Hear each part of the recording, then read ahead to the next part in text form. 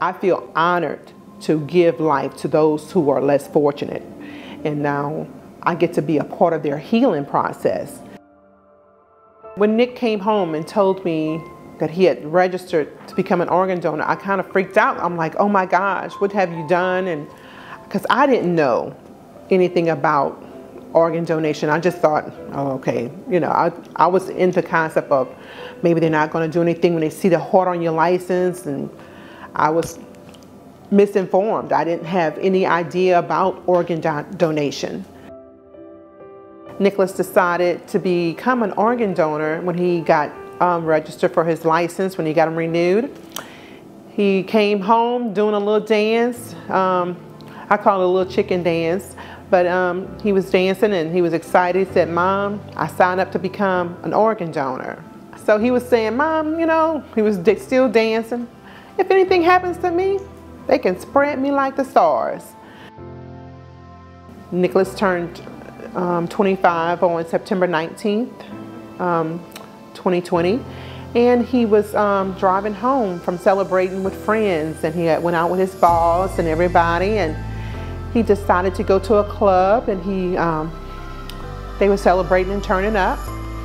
But on his way home, it had rained a little bit on the roadway, and he was driving a little too fast, and he went airborne into some trees and landed into a field. So I said, y'all know, okay, let's come together, because Nick wanted to become an organ donor.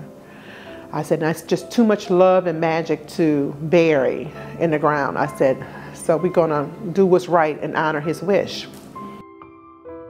I gave a direct kidney to a girlfriend. Me and her were classmates in high school. Her son Jason was suffering from his kidneys. I called her. I said, I see your son, you've been chronicling his story all on Facebook.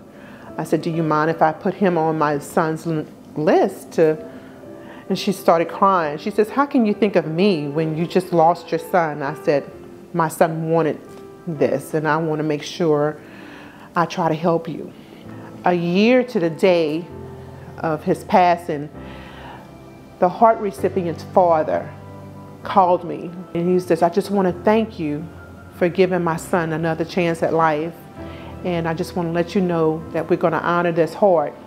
And I just broke down and started crying, and he was like, oh, I'm so glad I finally got a chance to hear from you. I met the other kidney recipient. Katrina called me, and we stayed on the phone for about 2 hours talking about how she was going through dialysis. She had been sick, and she was constantly in pain, and how when she got the call to go get her kidney, how everything started changing for her. Now she's traveling, being with her husband and grandkids, doing things that she wasn't able to do at first. Seeing this little boy who had heart defects since he was a child. Now he's taller than me. He's playing basketball and football and hanging out with his friends, doing things that every teenage boy does. And it's just so phenomenal to see that he's living a vibrant life.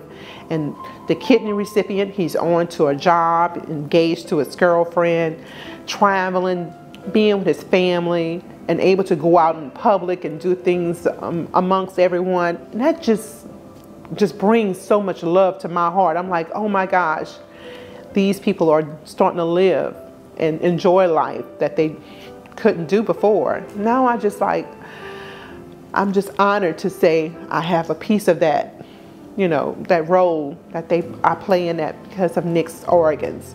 And I just take gratitude in knowing I don't have to grieve. I get to see blessings from my gift to other people.